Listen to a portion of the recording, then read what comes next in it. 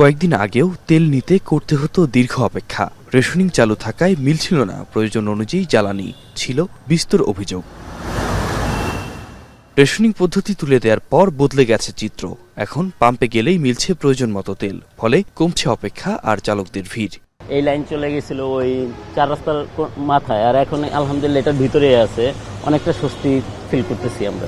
দেশে চলে গেছে, এই কারণে ঢাকাতে অনেক গাড়ি ঘোড়া কম, এই কারণে পাম্পে গাড়ির সিরিয়াল কম। রেশনিং পদ্ধতির তুলনায় আমাদের একটু সুবিধা হচ্ছে, তেল নিতে সিরিয়াল কম।